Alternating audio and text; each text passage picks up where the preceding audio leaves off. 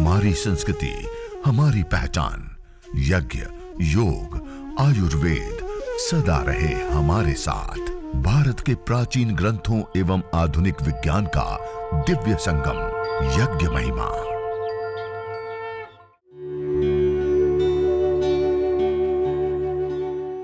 भारतीय संस्कृति में यज्ञ, योग एवं आयुर्वेद जैसी अमूल्य विद्याएं हैं, जिसका मूल है वेद। इतिहास की ओर दृष्टि डालें तो भगवान राम, भगवान कृष्ण से लेकर राजा महाराजाओं, ग्रामवासियों व अरण्यवासी ऋषियों की कुटियों तक नित्य व नैमित्तिक यज्ञों का प्रचलन देखने को मिलता है। अब शुरू को छोड़ देंगे और आवश्यकता हो तो आपके पास और भी लकड़ियां, समिधाएं हैं, तो 2 समिधाओं को और इसके ऊपर आप व्यवस्थित रूप से आराम से रख सकते हैं, आवश्यकता है तो। और अब ध्यान देंगे अगले मंत्रों से। अब हम वेदी के हवन कुंड के चारों ओर की दिशाओं में जल सिंचन करेंगे। तो मैं जिन जिन दिशाओं में बोल रहा हूं उन दिशाओं में हम जल सिंचन करेंगे। और एक कुंड के ऊपर जो मेरी ओर मुख है आपका, वो एक व्यक्ति अपने दाएं हाथ की अंजलि में जल लेंगे। जिनका मेरी ओर मुख है वो एक कुंड के ऊपर केवल एक ही व्यक्ति अपनी दाएं हाथ की अंजलि में जल लेंगे। आपके सामने हवन कुंड रखा हुआ है और हवन कुंड की जो सामने की साइड है, आपके सामने हवन कुंड रखा है, उसके सामने की साइड में अपनी जमनी बाजू थी दाबी बाजू की तरफ धार बनाता हुआ आपने मंत्रोच्चारण के बाद जल सिंचन करेंगे। ओम अदितेनुमन्यस्व, वेदी की पूर्व दिशा में। अब वेदी के पश्चिम दिशा में आपके और हवन कुंड के बीच में ये जल हवन कुंड के अंदर घी के पात्र में या सामग्री के पात्र में जल ना गिरे, इस प्रकार से जल सिंचन करेंगे। अब आपकी और हवन कुंड के बीच में जमनी बाजू थी दाबी बाजू धार बनाता हुआ जल सिंचन करीसु। ओम अनुमते अनुमन्यस्व। अब वेदी के उत्तर दिशा में आपकी ओर से सामने की ओर की दिशा में, दक्षिण से उत्तर की ओर उत्तर दिशा में हम जल सिंचन करेंगे। ओम सरस्वत्ये अनुमन्यस्व। अब अगले मंत्र के माध्यम से वेदी के चारों दिशाओं में परिक्रमा क्रम से जल सिंचन करेंगे। दाएं हाथ की अंजलि में जल ले लेंगे। ओम देव सविता प्रसुव यज्ञं प्रसुव यज्ञपतिं भगाय दिव्यो गंधर्वः केतपो केतं न पुनातु वाचस्पतिर्वाचन्नः स्वदतु। वेदी के चारों दिशाओं में जल सिंचन करने के बाद अब आपके पास लंबी डंडी वाला चम्मच है, उसको अपने हाथ में ले लेंगे।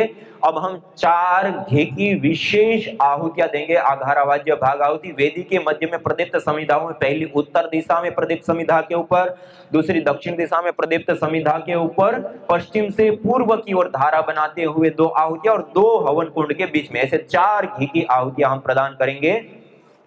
ओम अग्नये स्वाहा इदमग्नये इदन्नमः। ओम सोमाय स्वाहा इदं सोमाय इदन्नमः। ओम प्रजापतये स्वाहा इदं प्रजापतये इदन्नमः। ओम इंद्राय स्वाहा इदमिंद्राय इदन्नमः। अब आपके पास जो जड़ी बूटियां रखी है सामग्री प्लेट के अंदर रखी है, एक कुंड के ऊपर एक व्यक्ति घी की आहुति देंगे और बाकी जितने भी लोग बैठे हैं वो अग्नि को ध्यान में रखते हो। अग्नि दबनी नहीं चाहिए, बुझनी नहीं चाहिए, उतनी मात्रा में मध्यमा, अनामिका और अंगुष्ठ 3 उंगलियों के माध्यम से सामग्री को ऐसे जब हम ओम का उच्चारण करते हैं तब हाथ में लेंगे और जब हम मंत्र के अंत में स्वाहा बोलेंगे तो स्वाहा के साथ आहुतियां प्रदान करेंगे। अग्नि को ध्यान में रखते हो, अग्नि बुझनी या कम नहीं होनी चाहिए। आवश्यकता पड़े तो आपके पास समिधा है, वो समिधा भी दे सकते हैं। आवश्यकता पड़े तो बीच में भी आप एक्स्ट्रा घी की आहुति दे करके उस अग्नि को अच्छे से प्रदीप्त करेंगे, लेकिन अग्नि बुझने नहीं देना है। अब हम एक व्यक्ति घी की आहुतियां और बाकी लोग सामग्री की आहुति देंगे और साथ साथ में मंत्र उच्चारण करने का प्रयास करेंगे।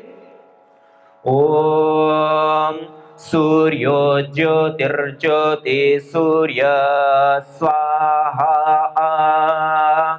ओम सूर्यो वर्चो ज्योतिर्वर्च स्वाहा। ओम सूर्यो वर्चो ज्योतिर्वर्च स्वाहा। ओम सजुर्देवेन सवित्रा सजुरुषसेन्द्रवत्या जुषाणः सूर्यो वेतु स्वाहा। ओम भूरग्नये प्राणाय स्वाहा। इदमग्नये प्राणाय इदन्नमम। ओम भुवर्वायवे पानाय स्वाहा। इदं वायवे पानाय इदन्नमम। ओम स्वरादित्याय व्यानाय स्वाहा। इदमादित्याय व्यानाय इदन्नमम। ओम भूर्भुवस्वरग्निवायवादितेभ्यः प्राणापानव्यानेभ्यः स्वाहा। इदमग्निवायवादितेभ्यः प्राणापानव्यानेभ्यः इदन्नमम। ओम आपो ज्योतिरसोमृतं ब्रह्म भूर्भुवस्वरों स्वाहा। ओम या मेधां देवगणः पितरश्च उपासते तया मामद्य मेधयाग्ने मेधाविनं कुरु स्वाहा। ओम विश्वानि देव सवितर्दुरितानि परासुव यद्भद्रं तन्न आसुव स्वाहा। ओम अग्नेनय सुपथाराये अस्मान् विश्वानि देव वयुनानि विद्वान् युयोध्यस्मज्जुहुराणमेनो भूयिष्ठान् तेन मुक्तिं विधेमा स्वाहा। ओम भूर्भुवस्वः तत्सवितुर्वरेण्यं भर्गो देवस्य धीमहि धियो यो नः प्रचोदयात् स्वाहा। ओम भूर्भुवस्वः तत्सवितुर्वरेण्यं भर्गो देवस्य धीमहि धियो यो नः प्रचोदयात् स्वाहा। ओम भूर्भुवस्वः तत्सवितुर्वरेण्यं भर्गो देवस्य धीमहि धियो यो नः प्रचोदयात् स्वाहा। ओम त्र्यंबकं यजामहे सुगंधिं पुष्टिवर्धनम् उर्वारुकमिव बन्धनान् मृत्योर्मुक्षीयमामृतात् स्वाहा।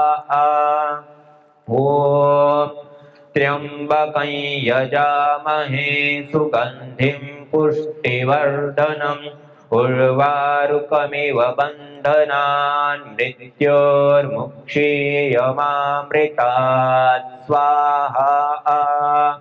ओम त्र्यंबकं यजामहे सुगंधिं पुष्टिवर्धनम् उर्वारुकमिव बन्धनान् मृत्योर्मुक्षीयमामृतात् स्वाहा।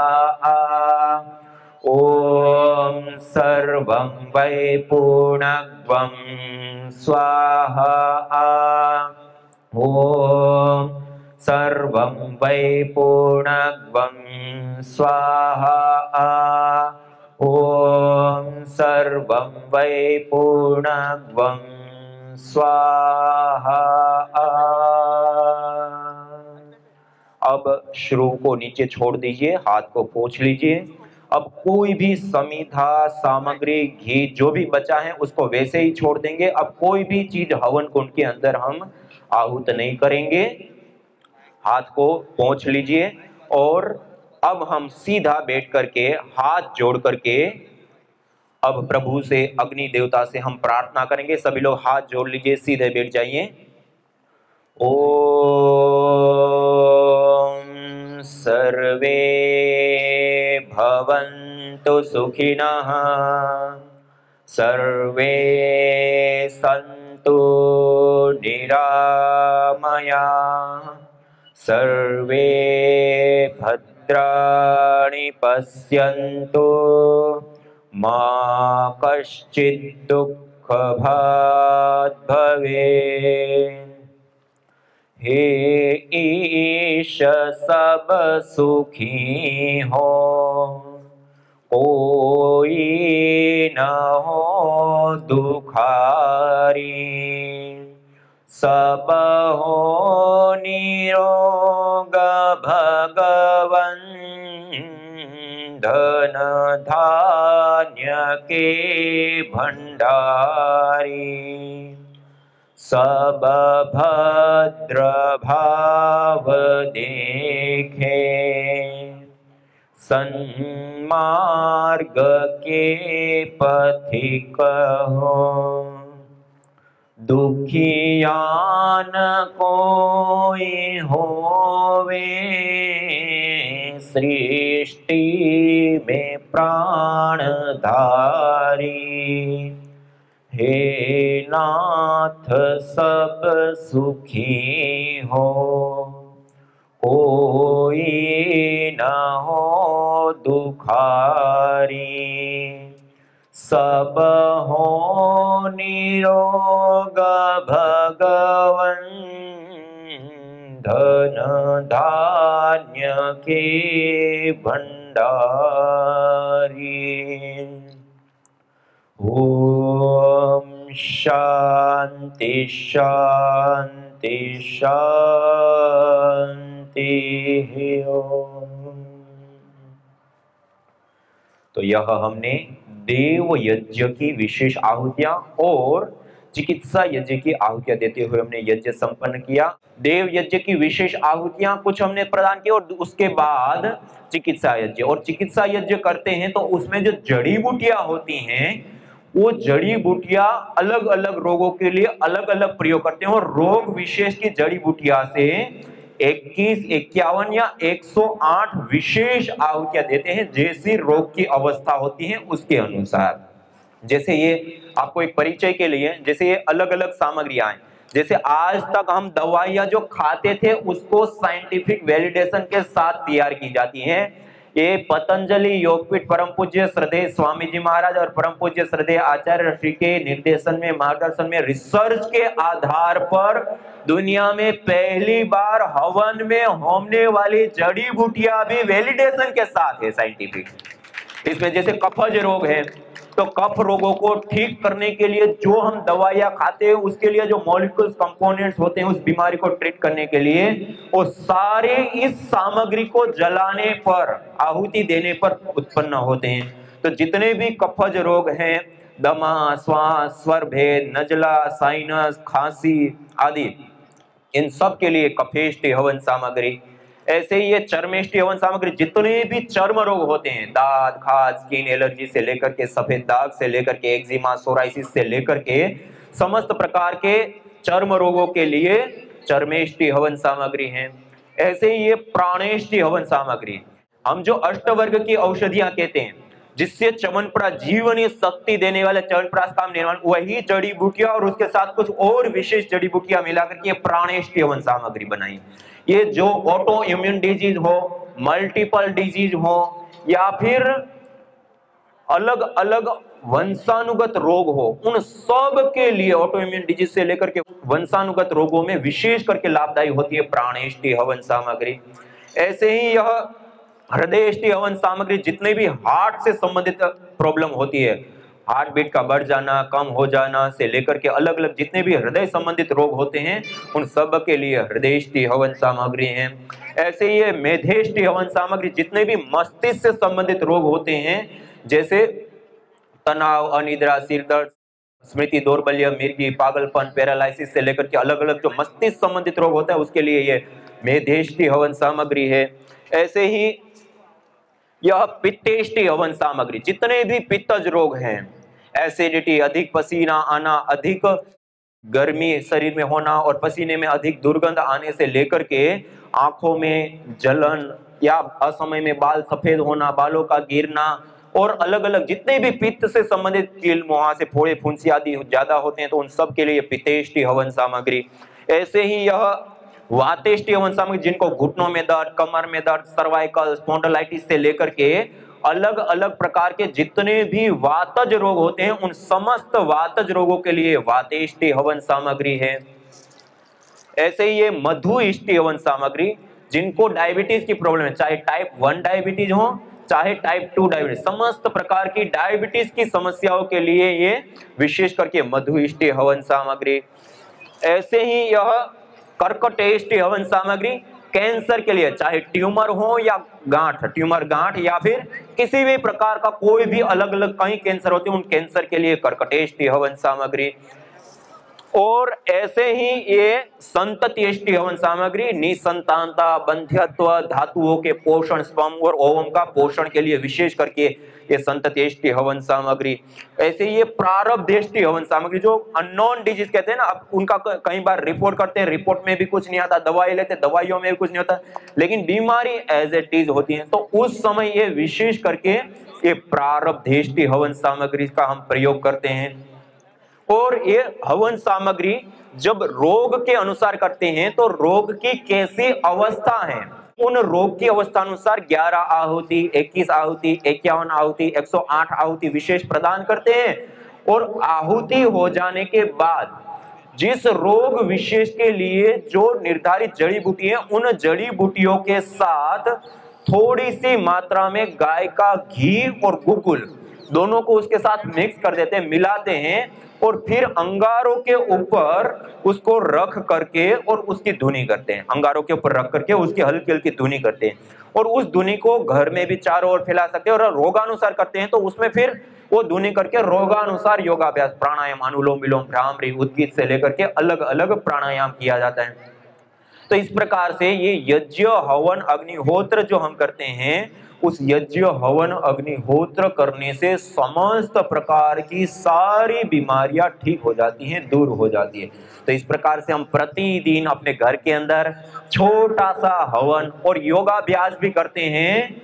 योगाभ्यास हम कैसे स्थान पे करें तो विशेष लाभ होता है, योगाचार्य हमें क्या बताते हैं महर्षि पतंजलि जी, जहां पर शांत जगह हो, सुगंधित हो, जहां के वायुमंडल के अंदर पॉजिटिविटी हो, जल, झरने, नदी, तालाब या समुद्र के तट, पहाड़ी क्षेत्र में योगाभ्यास करते हैं तो उसका विशेष लाभ होता है। उसके पीछे क्या कारण होते हैं? हम जिस अथाह वायु के समुद्र के अंदर श्वास लेते हैं उसके अंदर 2 प्रकार के पार्टिकल पाए जाते हैं, एक धन आवेशित कण होता है और एक ऋण आवेशित कण होता है। तो जो धन आवेशित कण प्राधान्य वायुमंडल स्वाभाविक रूप से जहां पर शहरीकरण, औद्योगिकरण, पहाड़ी क्षेत्र इस प्रकार के जो क्षेत्र होते हैं वहां पर स्वाभाविक रूप से धन आवेशित कण प्राधान्य वायुमंडल होता है, उसमें रहते हैं तो हमारी बॉडी एसिडिक होती है और उसके कारण अनेक प्रकार के रोग हो जाते हैं। और दूसरा होता है जहां झरने, नदी, तालाब से लेकर के समुद्र तट या पहाड़ी क्षेत्र या जंगल होता है, पेड़ पौधे होते हैं, वहां पर ऋण आवेशित कणों की बाहुल्यता होती है। और ऐसे स्थान पर रहने पर हमारे शरीर के अंदर ब्लड सीरोटोनिन की मात्रा में चेंज आते हैं, उसके परिणाम स्वरूप हमारी पूरी बॉडी ही अल्कलाइन हो जाती है और पूरी बॉडी अल्कलाइन हो जाती है तो कोई रोग होता ही नहीं है। और आपको जानकर के आश्चर्य होगा, जिस स्थान पे, जिस जगह पे प्रतिदिन यज्ञ होता है उस जगह पे प्रति सेंटीमीटर एयर के अंदर 200 से 400 ऋण आवेशित कण पाए जाते। तो इतने होते हैं, जो घना जंगल हो, इतना मानी इतना छोटा सा यज्ञ करके हम अपने घर के अंदर जंगल जैसे वायुमंडल को निर्मित कर सकते हैं। तो इतनी विशेष ये सुरभि सुगंधी होती हैं। अब अग्नि नहीं लगाएंगे। अब आपके पास में गुगुल रखा हुआ होगा, आपके पास जो छोटी सी डिब्बी है, उस डिब्बे के अंदर गुगुल रखा हुआ है। अग्नि जब अब शांत हो गई, अग्नि अब शांत हो गई, उसके बाद उस गुगुल को, जब अग्नि शांत हो जाता है उसके बाद उस गुगुल को अंगारों के ऊपर रख देते हैं और उसकी धुनी करते हैं। और ये धुनी अथर्ववेद में विशेष करके बताइए, जैसे एक गुगुल है, अथर्ववेद में कहा न तम यक्ष्मा अरुंधते नैनम शब्दोष्णुते यम भेषजस्य गुलगुलो सुरभिर्गंधोष्णुते। जिसको भेषज औषध गुगुल की सुरभि सुगंधी प्राप्त होती है, उसको कैसे किसी भी प्रकार का कोई रोग ताप संताप या किसी भी प्रकार का अशुभ उसके जीवन में या उसके घर में आ सकता है। तो ये गुगुल जो होता है वो हवन धूप के रूप में भी विशुद्ध गुगुल को हम थोड़ा सा अंगारों के ऊपर डाल करके उसकी धुनी हमें हर रोज घर में करना चाहिए। त्रिदोष सामक होती हैं और प्राचीन ग्रंथों में था गुगुलम धूप कामार्धम प्रसिद्धम मंगलप्रदम। ये गुगुल की धुनी मंगलदायक होती है, त्रिदोष सामक होती है, बाह्याभ्यंतर देहस्य शोधनार्थम प्रकल्पे, शरीर के बाह्य और आभ्यंतर दोनों का शोधन करता है, मानसिक शांति को प्रदान करता है। ऐसी ये दिव्येष्टि हवन धूप है, इसको भी हवन करने के बाद अंगारों के ऊपर डालते हैं और उसकी धुनी करते हैं। तो उससे बैक्टीरिया, वायरस, फंगस आदि से मुक्ति से लेकर के, रेडिएशन से मुक्ति से लेकर के वायु पूरा सुगंधित हो जाता है और देवी शक्तियों के पूजन के लिए भी विशेष रूप से काम में आती है दिव्येष्टि हवन धूप। तो इस प्रकार हवन और हवन के बाद थोड़ा सा धूपन ऐसे करके हम एक कई सारे अलग अलग आरोग्य लाभ और प्रकृति के पोषण और संवर्धन से लेकर के अनेक प्रकार के लाभों को उठा सकते हैं। तो ऐसे देवीय कर्म, ईश्वरीय कर्म, श्रेष्ठतम कर्म, जिसमें भौतिक धन धान्य संपदाओं से लेकर के आध्यात्मिक जीवन में मानवीय चेतना का उत्कर्ष कर हमें अति मानव चेतना की ओर ले जाता है। तो ऐसे श्रेष्ठतम कर्म यज्ञ को प्रतिदिन हमें करना चाहिए, नहीं करना चाहिए?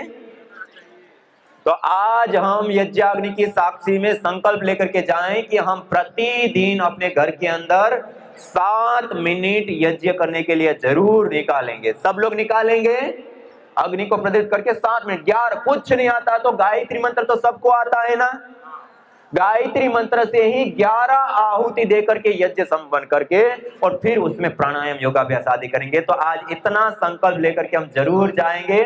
और आज आप सभी लोगों के बीच में आने का विशेष अवसर मिला, आप सब लोगों के साथ मिल करके यज्ञ करने का अवसर मिला और हम सब लोगों ने इतना शांतिपूर्वक बैठ करके यज्ञ किया। उसके पीछे हमारे आदरणीय भाई अजीत भाई जी, हमारे आदरणीय भाई महेंद्र भाई जी, इन सब लोगों ने और सारे कार्यकर्ता योग योद्धा भाई बहनों ने मिल करके आज इस विशेष आयोजन को किया। एक बार जोरदार करता ध्वनि से हमारे आदरणीय भाई अजीत भाई जी और महेंद्र भाई जी का हम स्वागत करेंगे और उनका सत्कार करेंगे कि आज हम सब लोगों ने इतना शांतिपूर्वक बैठ करके यज्ञ हवन देवीय कर्म को कर पाए और संकल्प कर पाए। उनका विशेष प्रकार से हम कृतज्ञता ज्ञापित करते हैं। और उसके साथ साथ आप सभी योगी साधक याजिक भाई बहनों का भी मैं विशेष रूप से स्वागत और आप सबका धन्यवाद और कृतज्ञता ज्ञापित करता हूं कि आप सब आए और आज संकल्प लेकर के जा रहे हैं कि हम प्रतिदिन इस यज्ञ को करके वायु प्रदूषण, रेडिएशन, ग्लोबल वार्मिंग से लेकर के अलग अलग प्रकार की अनेक समस्या हैं, उन समस्याओं से हम स्वयं भी बचेंगे और औरों को भी बचाएंगे। किसी को रोग हुआ है तो रोगानुसार यज्ञ करके अपना स्वास्थ्य भी ठीक करेंगे और किसी को रोग हो गया तो उनको भी रोगानुसार यज्ञ करा करके उनको भी हम आरोग्य देंगे। आज इस संकल्प के साथ अब मैं इसी के साथ अपनी वाणी को विराम देते हुए आप सभी लोगों का बहुत बहुत धन्यवाद, बहुत बहुत प्रणाम। ओम शांति शांति शांति। न जाने कितनों ने आहुतियां दी इन अमित्र रोगों के संतापों से, है वर्तमान भी आज दुखित, न पूछो भविष्य के प्रकोपों से। प्रत्युष पावनी होती जहां यज्ञानुष्ठान घर आंगन में, वहां मनुष्येतर सब झूमते शांति भरे सुख आनंद से।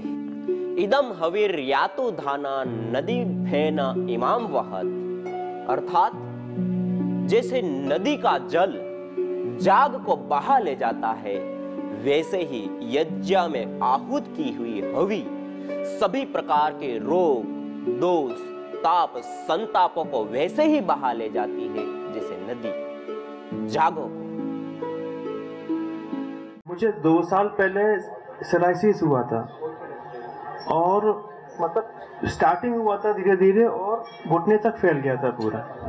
तो डॉक्टर साहब के पास जाता था, ट्रीटमेंट कराया, कुछ फ़ायदा नहीं हुआ। मतलब ईचिंग होना और मतलब फैलते ही रहा था वो धीरे धीरे करके। तो हमारे एक परम मित्र हैं शशिकांत वाजपेयी जी, तो उन्होंने बताया डॉक्टर साहब के बारे में कि आप एक काम करो अरुण भाई, आप हवन करते हैं डॉक्टर साहब, आप आके बैठ जाया करो खाली, वो कुछ मेडिसिन वगैरह नहीं देंगे, आप खाली हवन में बैठो, देखो आपको फ़ायदा होगा। तो उनकी बात का विश्वास करके मैंने हवन में आना स्टार्ट किया। सुबह शाम हवन में बैठता था मैं। तो उसके बाद क्या हुआ, मेरी पहले तो जो खुजलियाँ होती थी ना, ईचिंग होती थी ना, वो बंद हुई मेरी। और उसके बाद फिर जो उसमें से सफ़ेद कलर का पानी निकलता था वो बंद हुआ। और 15-20 दिन में, मतलब समझो ना 3 हफ्ते में मेरा वो बिल्कुल मतलब ख़त्म हो गया। वो मुझे पाँव में ब्लॉकेज हुआ था, उसकी वजह से ब्लड सर्कुलेशन नहीं हो रहा था। उसकी 7-8 साल मैंने डॉक्टर के पास ट्रीटमेंट ली पर कोई फ़र्क नहीं पड़ा। डॉक्टर ने बोला लास्ट में कि बाईपास करना पड़ेगा। तो वो तो इतनी छोटी एज में करना पॉसिबल नहीं है क्योंकि पूरी लाइफ है सामने। उसके बाद पापा ने सजेस्ट किया कि डॉक्टर के पास चलते हैं, मीरा रोड तारा सिंह जी के पास।